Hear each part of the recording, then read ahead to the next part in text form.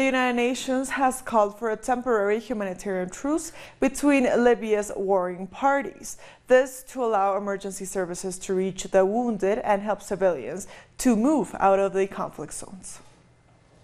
Our humanitarian colleagues on the ground report that the escalation of violence in and around Tripoli has caused the displacement of some 3,400 people fleeing from fighting and has blocked emergency services from reaching casualties and civilians. Fighting has also damaged electricity lines. Clashes with heavy weapons are affecting residential areas, and an unknown number of civilians are unable to flee these locations.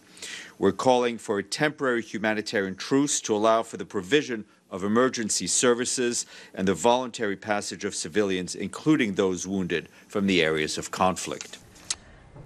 Earlier, an airstrike forced the closure of the country's only functioning airport. Some reports suggest that the attack at Tripoli's international airport was carried out by the Libyan National Army. At least 25 people have been killed so far, with 80 wounded as a result of fighting in the south of the capital. 2,800 people have been displaced, with many more expected to flee. And the head of Libya's Eastern Parliament, Aguila Saleh, said the battle in Tripoli was aimed at expelling the armed forces that have, quote, kidnapped the capital. Last week, the Libyan National Army, led by Khalifa Haftar, advanced west of Tripoli as battles for the capital have been ongoing for days. Therefore, in implementation of the constitutional declaration and the parliamentary decision to vacate the capital from the armed groups, and in accordance to the political agreement that states that these militias are kidnapping the capital, the Libyan National Army moved to the capital for one target, that is to expel these armed groups who have kidnapped the capital. Meanwhile, a protest was held in Tripoli against the troops loyal to Khalifa Haftar. The protesters condemned Haftar and his army, describing it as a group of war criminals bent on installing a military rule. The Russian foreign minister has blamed the NATO alliance for the current crisis while visiting Egypt. Sergei Lavrov said the bloc's 2011 campaign in Libya resulted in terrorism, illegal immigration, and other issues. Lavrov has since called for increased efforts by the UN Security Council to launch a peace dialogue between the rival parties. We call on all Libyan parties to start a dialogue without preconditions. We are still in contact with the Libyan forces, with Major General Khalifa Haftar and with Prime Minister al-Sarraj, and we express our concern to the UN Security Council about this crisis and war against the Libyan army. And we call for an end to these clashes and parties to start negotiating. Our correspondent in Syria, Hisham Wanous, brings us more details. The Libyan Health Ministry has said at least 32 people have died, with dozens injured during a clash between the Libyan National Army, also known as the LNA, and the military of the Government of National Accord. Troops loyal to the Government of National Accord began a military operation against the LNA, led by Khalifa Haftar, after he started airstrikes in Tripoli on Sunday. In an operation that began last Thursday, Haftar's troops said the airstrikes targeted armed groups and their military equipment in Tripoli. In response, the Government of National Accord said they started the Rage volcano operation to free several Libyan cities. It also commenced airstrikes against Haftar's military bases on Sunday. The UN mission in Libya demanded a ceasefire so civilians could be evacuated. However, those involved in the conflict ignored the appeals. The US has since condemned the clashes, saying it will relocate its troops. The UN Security Council failed to stop the escalation of violence in the area, since Russia rejected the resolution, saying it did not include all those involved in the conflict. The Arab League, along with regional countries, have called for a resolution to the conflict, but they have not had any luck yet. We thank Hisham Wanous for that report. Moving on, indigenous leaders in Colombia have announced they will join a national strike called for April 25th. The representatives also vowed to continue their protests while they monitor the progress of the agreements reached with the government on Saturday. Meanwhile, Indigenous communities in the department of Putumayo announced roadblocks to demand the government send a separate delegation to negotiate with them. Protests have run for almost a month, demanding their right to land ownership. Our correspondent in Colombia, Tatiana Portela, has the details. The National Indigenous Organization, UNIC, held a press conference in which indigenous, campesino and Afro-descendant leaders talked about the accords they reached with the government. On Saturday night, the group came to a conclusion on issues related to their lands, health and education, among others. As part of the agreements, the communities unblocked the Pan-American Highway after the government promised that President Ivan Duque will visit the area. He's expected to fulfill that promise on Tuesday. In the upcoming meeting, the communities are expected to have discussions on the government's plan for the country and the role the communities will play in it. Indigenous, campesino and Afro-descendant communities said if the president does not keep his word, they will continue with the social Minga protests. They have also announced that they will take part in a national strike that will take place on April 25th. Labor unions, student associations and other social movements will also join the national strike. The community said they will strike in order to defend their rights and the peace accords they established with the FARC. That was Tatiana Portela from Bogota. Mexico's President Andrés Manuel López Obrador has once again said his government is willing to help mediate peaceful dialogue to resolve the political situation in Venezuela. We have proposed that the parties sit down to talk, which is the best thing they can do. To seek a peaceful solution to the political situation, we want a peaceful solution of this dispute. That's the stance of our foreign policy, and we are willing to help for these talks to take place. This announcement follows a request from Venezuela's President Nicolás Maduro calling on the leaders of Mexico, Uruguay, Bolivia, and the Caribbean to help create a table for dialogue. I call on the Mexican President Andrés Manuel López Obrador, on the President of Uruguay, Tabaré Vázquez, on Bolivian President Evo Morales. I call on the Prime Ministers and Presidents of the 14 CARICOM countries to once again lead the initiative for peaceful dialogue, which began in Montevideo 2 months ago. Venezuela asks for support to start a dialogue for peace and understanding between Venezuelans. And the Venezuelan Foreign Minister Jorge Arreaza also said the Montevideo mechanism is the most sincere initiative to resolve the political situation in the country, calling for its reactivation. On social media, Arreaza said that the dialogue is the way to solve problems, not violence or war. The new Minister and Vice Minister of Defense have been sworn in Uruguay. Our correspondent in Montevideo, Mateo Grilli, tells us more.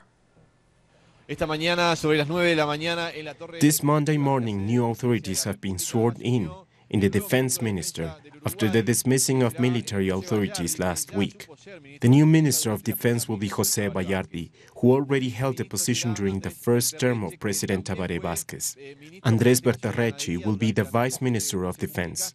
He also served as minister during the presidency of José Mujica. Both of them will head the Ministry of Defense from now on. In addition to this, General Claudio Feola, the Chief of Staff, expressed his loyalty to the new command. Let's recall that this is a unique situation in Uruguay. Last week, the Minister and Vice Minister of Defense were removed along 7 generals. They were sent to retirement after a court disclosed that former army member José Nino Gavazzo was responsible for the disappearance of the left-wing activist Roberto Comensolos in 1973. The authorities from the Defense Minister are currently meeting with the Army's Chief of Staff to plan how to move on in the upcoming days. Trade unions and victims' organizations have called for a march on Thursday to support democracy and to say no to state terrorism. We'll take a short break now. Join us again in a minute.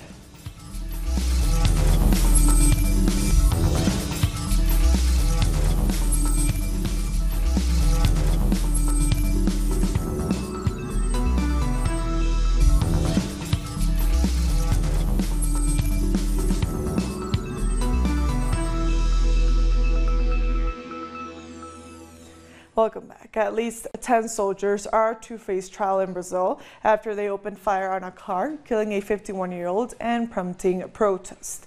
Musician Evaldo Rosa dos Santos died on the spot after he was shot 80 times. His wife, 7-year-old son, father-in-law, and a family friend, who were also in the vehicle, were injured. The military says its officers were responding to a nearby robbery and mistook the car for the criminal's vehicle. Yet one family member says soldiers unleashed the heavy barrage of shots without warning. Thousands mobilized in Brazil to demand freedom for former Brazilian President Luiz Inácio Lula da Silva 1 year after he was jailed. Our correspondent Danai Galetti from Curitiba brings us the details. In various Brazilian cities and across the world, people have taken to the streets and organized gatherings to demand the release of former Brazilian President Luiz Inácio Lula da Silva. Most of these took place on April 7th, which marked the 1-year anniversary of Lula's imprisonment. More than 1,000 people gathered in front of the federal police station of the city of Curitiba, not only to demand his release, but also to oppose President Jair Bolsonaro's latest measures, which target the pension program of Brazil's working class. Therefore, leaders and members of the landless workers' movement are also present to discuss the current political situation, as well as the legal status of Lula. They also demand justice in the murder of Congresswoman Marielle Franco, an end to the pension reform, and support for the agrarian reform. Brazil's President Jair Bolsonaro has sacked his education minister Ricardo Vélez Rodrigues.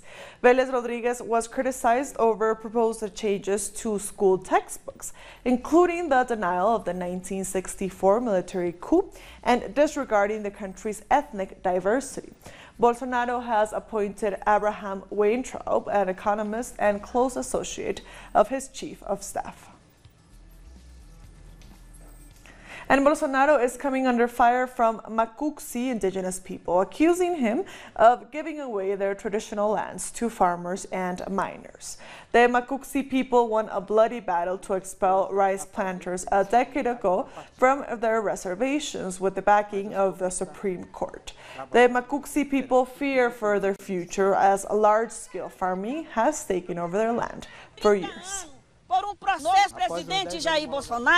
For the new President Jair Bolsonaro, respect our rights. Our land was already demarcated, consolidated, and registered. It took over 30 years, a long process until we got the definition of demarcation, consolidation, and registration for our land. There's no way to revisit Raposa Serra do Sol. I want to ask the government to respect indigenous peoples and respect our constitutional rights. A Brazilian indigenous leader held an event in France to bring awareness to her people's rights. The head of the Cariri Soco people, Ivanise Pires Tanone, says she is concerned about the environmental damage caused by policies created by Bolsonaro's government. She said that destruction of the Amazon jeopardizes the survival of indigenous people. I am very concerned. I'm worried about our forests, about our rivers that are dying up and becoming more and more polluted and contaminated. I am worried about my indigenous brothers who are falling into depression and dying from diseases unknown to our culture.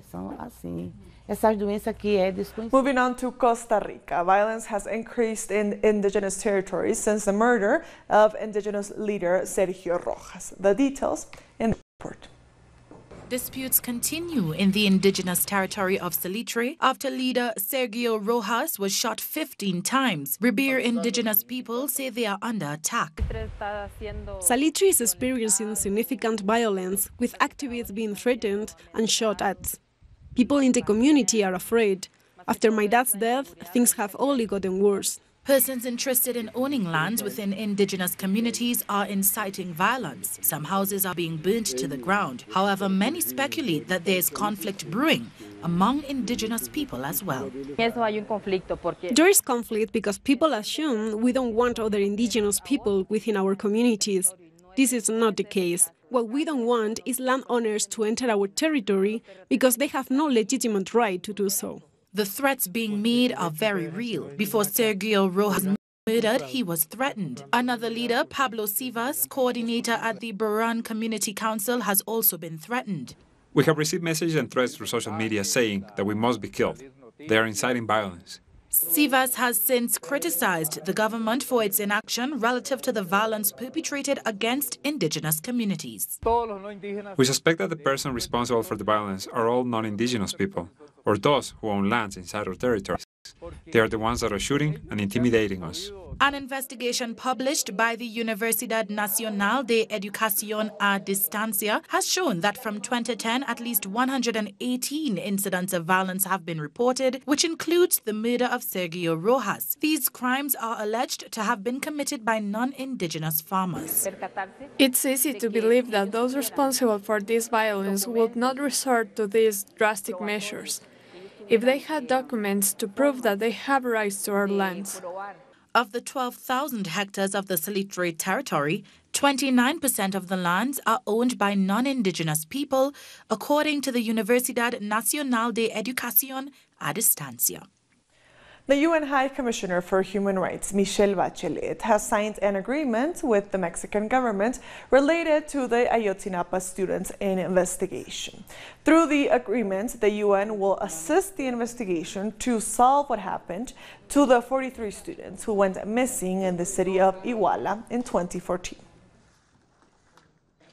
I celebrate and acknowledge the will of President Andrés Manuel López Obrador's government to begin a new era on the Ayotzinapa case, which allows to overcome questions formulated by various national and international organizations toward the investigation made by the extinct Attorney General's Office of the Republic. A Chilean court has sentenced 4 former members of the intelligence agency to 5 years in prison. The former agents were found guilty of kidnapping and torturing the leader of the revolutionary left movement, Néstor Alfonso Gallardo, in 1974 during the dictatorship. That operation was a plot by the dictatorship to cover up the death of 119 political prisoners.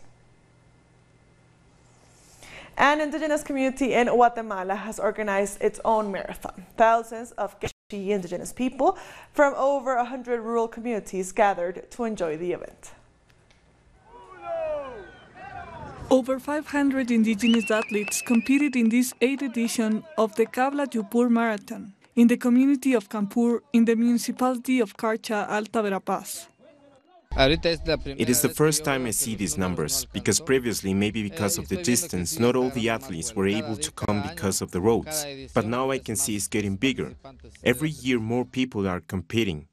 It was a 12 kilometers marathon for rural athletes who don't always have the chance to attend big competitions in the country. It was uphill, but so beautiful. I expect this because it's Campur. It is not easy to compete in Campur. It's fun and it's a pleasure to come here. According to the organizers, every year the number of participants increases, especially the numbers of teachers and students. We are motivating ourselves, our spirit, through sports. It is a way to stay young and have a healthy lifestyle, with values, sports and music instead of bad habits. The event was launched in 2011 in the community of Campur. It was aimed at fighting crime in the region. At the beginning, we called it Marathon for Peace because the region was highlighted as a dangerous place. We wanted to change that picture, promoting sports within our youth. But organizers say that despite the success of the event, they only get support from local businessmen and not from the government. We'll take a short break now. Join us again after this.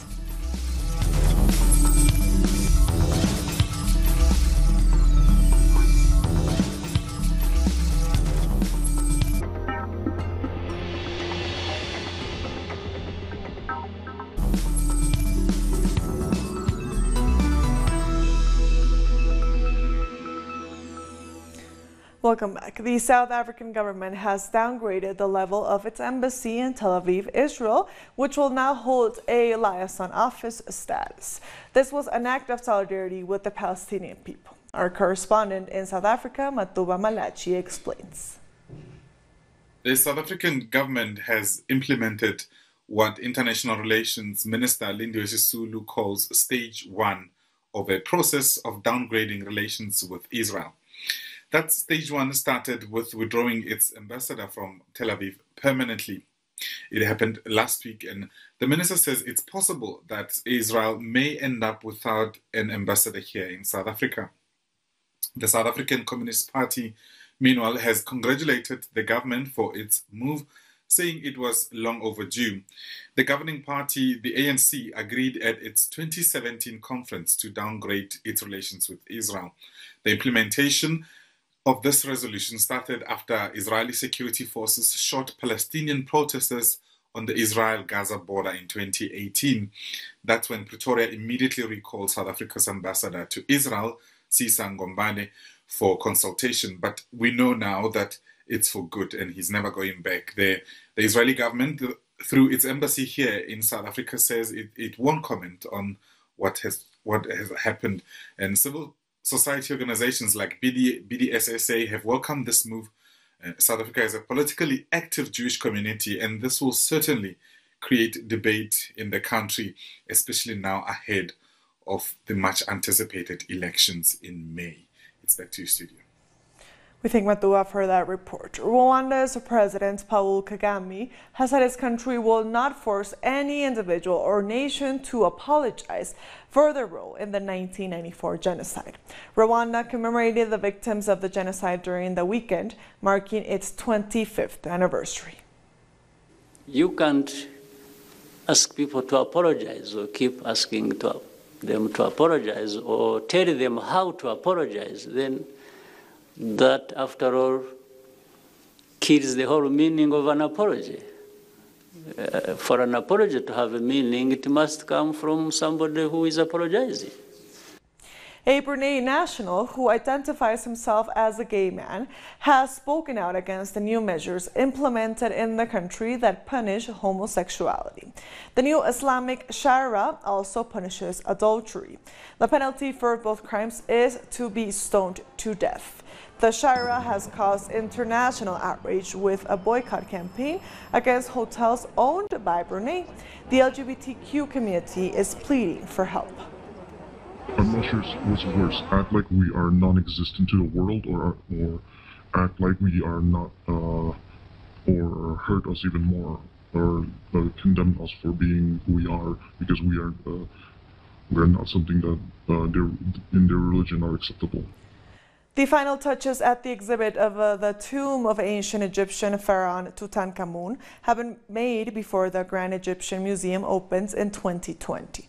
Egypt is preparing its collection of Tutankhamun artifacts before the planned opening of the museum. The ancient works will be displayed in the biggest room of the museum. We finished the first level of the museum's construction, which is the room of King Tutankhamun. It will contain nearly 5,000 items from his collection. The museum will host 100,000 antiquities. 50,000 will be displayed, and the same number will be in storage.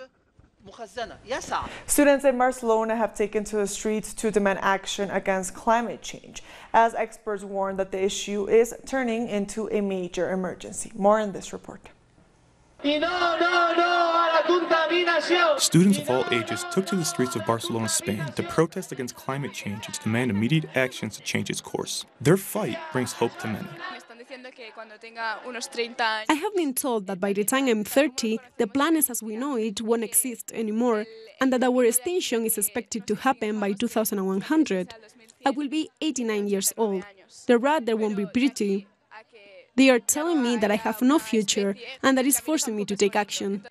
These students are joining the Fridays for Future movement, launched by young Swedish activist Greta Thunberg. The movement has expanded all across the world.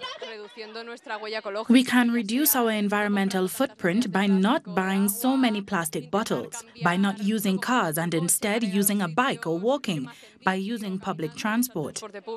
One day after these protests, 50 environmental experts concluded that climate change is a social emergency. During a 12-hour session, each expert exposed their arguments. Temperature has risen by 1 degree already, and we are not doing anything. Each degree has a huge impact. We need to react before this situation becomes irreversible. We have to maintain the current temperature. This is forcing us to take action. Experts have said that industrialized countries need to reduce their carbon emissions and that they start helping other countries in this fight. Reducing carbon emissions has been a trend that was introduced during the past few years, especially in regards to emerging countries, such as those belonging to the BRICS bloc, among them China and Brazil. Experts say we need to rethink our economic system and avoid models that are only benefiting a few by abusing our limited resources. And with that story, we've come to the end of this news brief. These and other stories, as always, find them on our website at telesurenglish.net. And also join us on social media. We are on Facebook, on Twitter, and on Instagram. For Telesur English, I am Estefania Bravo. Thank you for watching.